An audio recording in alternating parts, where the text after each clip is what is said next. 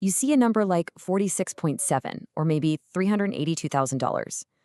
What does that even tell you about a place? Well, today we're going to let the data do all the talking.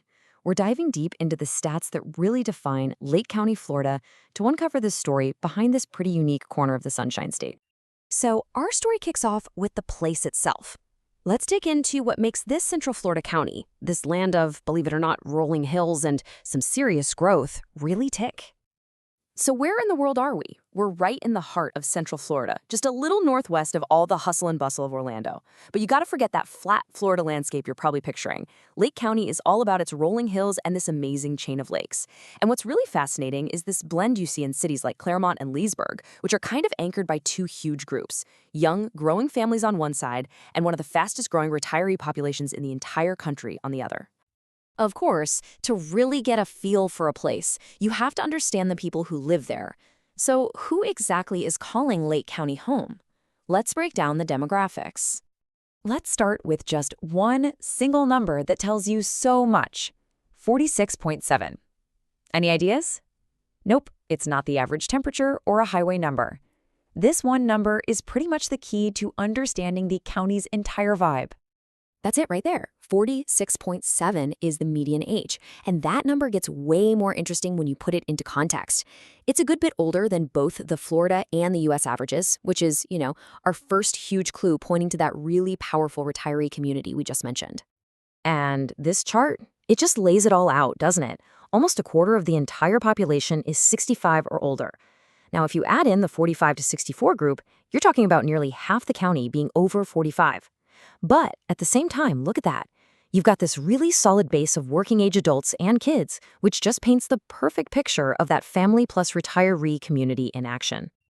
So what else do we know about the people here? Well, the data shows a pretty well-educated population. We're talking about 92% with at least a high school diploma, and nearly a third holding a bachelor's degree or higher. And you can see the county's cultural fabric is really getting more and more diverse, with growing Hispanic, Black, and multiracial communities absolutely making their mark. So you've got this interesting mix of people. How does that translate into the local economy? Let's take a look at the numbers behind the income and opportunity in Lake County. Right off the bat, these numbers point to a solid middle-class economic base.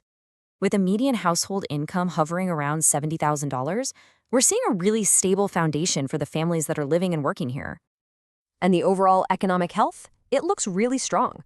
The poverty rate is actually a little bit below the national average, and unemployment is low, usually sitting in that very healthy 3 to 4.5% range. So the big takeaway here is this. This is a community with some real economic stability. Okay, so demographics and economics are basically the two biggest things that drive any housing market. So let's see what that all means for real estate in Lake County looking at late 2025. All right, here is the big headline number 4 for the housing market. $382,000. That was the median sale price for a home here as of October 2025. But the price itself is only half the story. The other half is how fast it's changing. And a pretty modest 1.9% increase over the last year tells us this is not some frantic, overheated market. It's actually a sign of steady, sustainable growth. And now for our next key housing number, 68. Any guesses what that one represents? That's 68 days, the median amount of time a house sits on the market before it gets sold. So what does 68 days actually mean for you? Well, it means the market has kind of chilled out a little bit from the frenzy we saw recently. This longer selling time gives buyers more breathing room, to look, to think, and to negotiate. Long story short, buyers have a bit more power than they did a year ago. And I mean, look at this. This visual pretty much says it all. This is a community that really values putting down roots. At 76%, the home ownership rate is incredibly high. It shows you the vast majority of residents are owners, not renters, and that's the hallmark of a really stable, deeply invested community. So what kind of homes are people buying? Well, no huge surprise here.